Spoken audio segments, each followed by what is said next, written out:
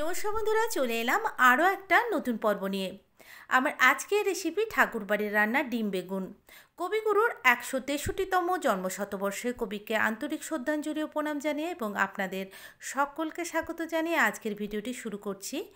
আমার আজকের রেসিপি ঠাকুরবাড়ির রান্না ডিম বেগুন। আজকের রেসিপির জন্য আমি 3টে বেগুন ও 2টো ডিম ভালো করে ধুয়ে পরিষ্কার করে বেগুনটাকে মাঝখান থেকে কেটে দেখে নিয়েছি যে পোকা আছে কিনা। এবার কড়াইয়ে বেশ খানিকটা জল দিয়ে আমি বেগুনগুলো দিয়ে দিচ্ছি, সাথে আমি ডিমটাও দিয়ে দেবো। আমি বেগুন ও ডিম দুটো একসাথে সেদ্ধ করব, আপনারা চাইলে কিন্তু আলাদাভাবেও সেদ্ধ করে নিতে পারেন। আমি অল্প পরিমাণে এখানে লবণ দিয়ে দেবো, তাহলে তাড়াতাড়ি সেদ্ধ হবে এবং ডিমের খোসাটাও তাড়াতাড়ি ছেড়ে যাবে।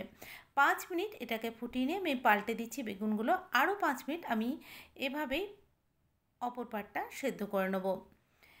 ফিরে এলাম 5 মিনিট পর। আমি গ্যাসটাকে কমিয়ে দিয়ে একটা ছুরির সাহায্যে দেখে নিচ্ছি এটা সেদ্ধ হয়েছে কিনা। সেদ্ধ হয়ে গেছে। এবার আমি গ্যাসটা বন্ধ করে বেগুনগুলো ও ডিমগুলো সব একটা পাত্রের মধ্যে তুলে নিচ্ছি।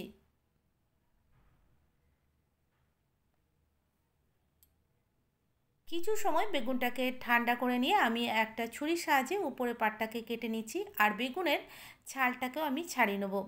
সমস্ত বেগুন থেকে ছালটা ছাড়িয়ে নিয়ে আমি ছুরির সাহায্যে একটু করে কেটে নিচ্ছি। এবার আমি একটা ফ্রাই প্যানে 2 চামচ সর্ষের তেল দিয়ে ভালো করে গরম করে নিয়ে ওতে 15-20টা কিশমিশ দিয়ে ভালো করে ভেজে তুলে নিচ্ছি।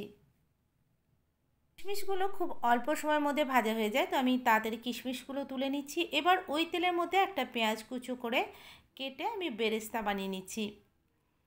আমি সমস্ত পেঁয়াজ ওর মধ্যে দিয়ে দিলাম। আমি একটা মিডিয়াম সাইজের পেঁয়াজ নিয়েছিলাম।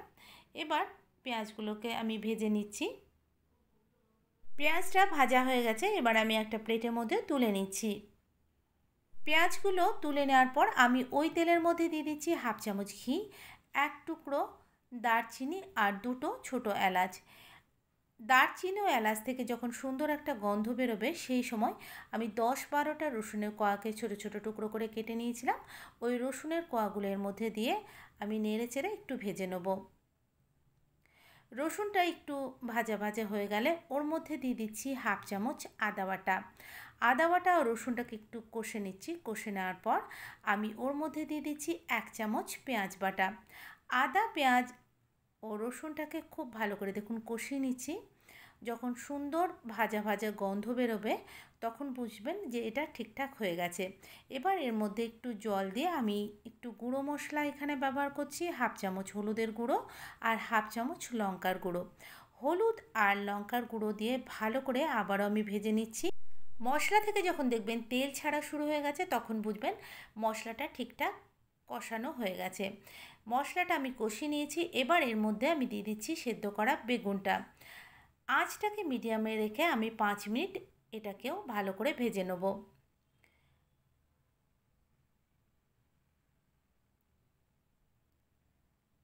5 মিনিট আমি ভালো করে ভেজে নিয়েছি।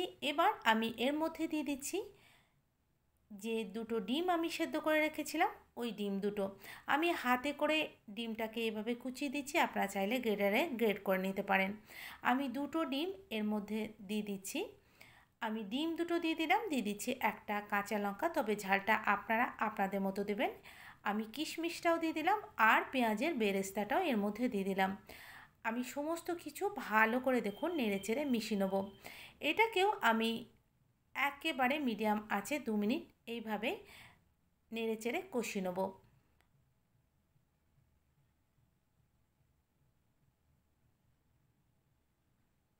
2 মিনিট এভাবে নেড়েচেড়ে ভেজে নেওয়ার পর আমি এখানে দিয়ে দিচ্ছি স্বাদ অনুযায়ী লবণ।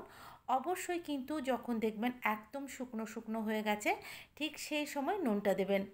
ভালো করে নুনটা দিয়ে আমি নেড়েচেড়ে এটাকে আরও 2 মিনিট এভাবে কষিয়ে নিয়ে আমি গ্যাসটা বন্ধ করে আমি আপনাদের পরিবেশন করে দেখাচ্ছি। এই রেসিপিটা দেখতেও যেমন সুন্দর হয় আর খেতেও সেরকম সুন্দর হয়।